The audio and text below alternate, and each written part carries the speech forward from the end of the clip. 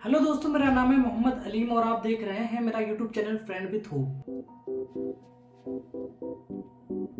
दोस्तों, Jammu and Kashmir India की एक इकलौती स्टेट जिसके पास में स्पेशल स्टेटस का दर्जा था।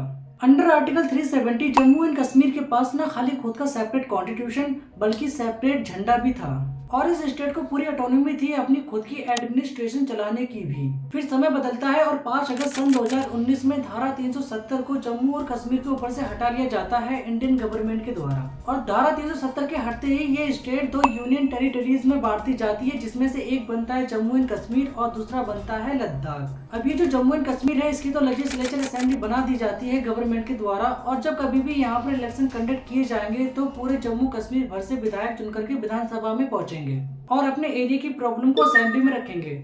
तो इससे होगा ये, जम्मू कश्मीर के हर एक क्षेत्र की समस्याओं को सुना जाएगा असेंबली में। वहीं दूसरी ओर धारा 370 हटने के बाद लद्दाख को एक यूनियन टेरिटरी का स्टेटस तो मिला, लेकिन इसको आज भी ब्यूरोक्रेट्स के द्वारा ही रूल किया जा रहा है। तो लद्दाख के लोगों की समस्याओं को सुना ही नहीं जा रहा है वहाँ पर, जिसकी वजह से लद्दाख के लोग पिछले कुछ सालों से लगातार प्रोटेस्ट कर रहे हैं अपनी डिमांड को लेकर के। वहीं सोनम वांगचुक जी ने लद्दाख के कई हजारों लोगों के साथ में शुरू किया था एक आमरण अनशन, जिसको 26 मार्च को कंप्लीट कर लिया गया और वो यहाँ पर नहीं रुके। उन्होंने कहा है कि जब तक गवर्नमेंट उनकी डिमांड को फुलफिल नहीं कर देती तब तक उनका ये अनशन ऐसे ही चलता रहेगा। 21 दिन क्यों रखा गया है ये? क्योंकि गांधी जी ने जो अपनी सबसे लंबी अनशन की वो 21 ही दिन का था और वो 1943 में था क्विट इंडिया मूवमेंट में। ये ऑप्शन भी है कि उसको दुगना करके और 21 दिन से भी बढ़ाऊं अगर जरूरत पड़े तो। आखिर लद्दाख के लोगों की क्या डिमांड्स है और कौन है सोनम वांगचुक जी, और सरकार इन लोगों की डिमांड क्यों पूरी नहीं कर रही है? चलिए दोस्तों, इन सारी चीजों को डिस्कस करते हैं फ्रेंड विथ होप की इस वीडियो में।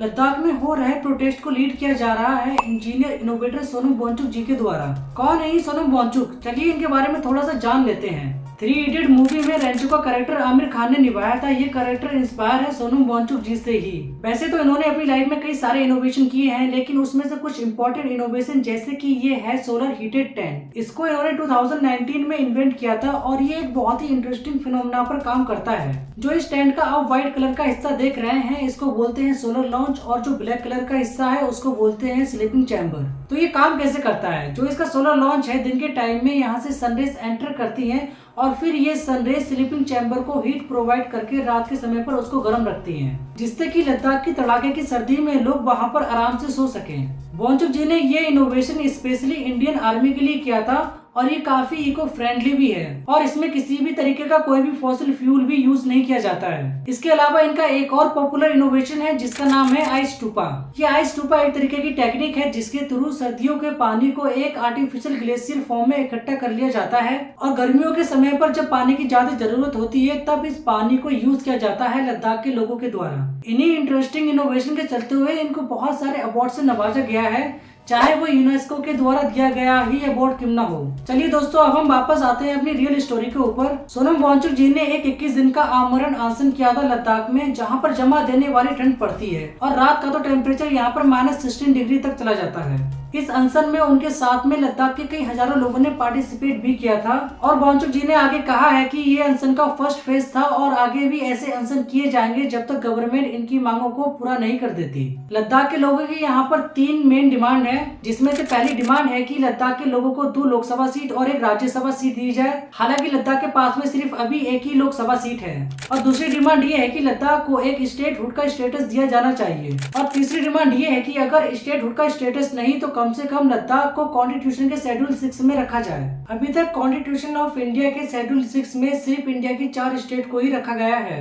जिसमें से असम, मेघालय, त्रिपुरा, मिजोरम जैसी स्टेट हैं। अब आप ये सोच रहे होंगे कि सिर्फ इन 4 स्टेट को ही शेड्यूल 6 में क्यों रखा गया है? तो दोस्तों, वही स्टेट को शेड्यूल 6 में रखा जाता है जहां पर बहुत ही अलग अलग जनजाति के लोग रहते हों। जैसे कि लद्दाख में 97% पॉपुलेशन जनजाति लोगों की है और ये जनजाति के लोग शहर में रह रहे लोगों से काफी अलग होते हैं और ये अपने संस्कृति और कल्चर को लेकर के काफी सीरियस भी होते हैं। तो इसीलिए ये शेड्यूल सिर्फ जनजातीय क्षेत्र को प्रोटेक्ट करता है, उनको अपने रहने के तौर तरीके और खुद के लिए कानून बनाने का भी अधिकार देता है एक डिस्ट्रिक्ट लेवल पर। ओडीसी, ऑटोनोमस डिस्ट्रिक्ट काउंसिल, इसके अकॉर्डिंग एक डिस्ट्रिक्ट लेवल पर जनजाति के लोग अपनी खुद की एडमिनिस्ट्रेशन चला सकते हैं और उनको ये अधिकार भी होता है कि अपने क्षेत्र और अपनी जनजातियों के लिए खुद के कानून भी बना सकते हैं, चाहे फिर वो एजुकेशन के रिगार्डिंग हो, मैरिज के रिगार्डिंग हो, चाहे फिर वो लैंड के रिगार्डिंग ही क्यों ना हो।